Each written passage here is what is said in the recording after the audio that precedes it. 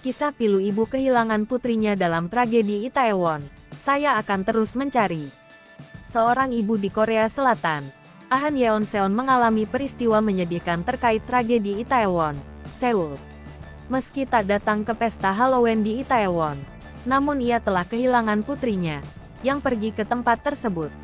Han mengaku melihat putrinya untuk yang terakhir kali saat putrinya meminta uang untuk pergi ke pesta Halloween tersebut bersama kekasihnya.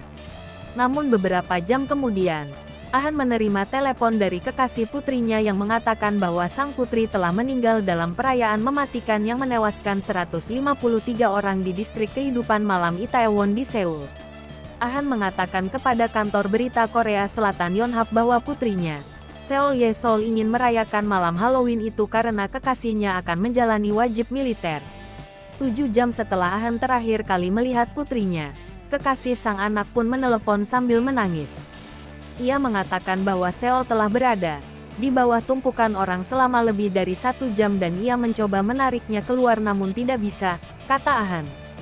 Sejak saat itu, Han telah mencari ke rumah sakit untuk mengetahui keberadaan putrinya. Meskipun usianya masih muda, Seol sudah mulai bekerja lebih awal untuk membantu menghidupi keluarga dan membesarkan adik-adiknya setelah kematian cepat ayah mereka, jelas Han. Han pun menegaskan akan terus mencari keberadaan putrinya tersebut. Saya akan terus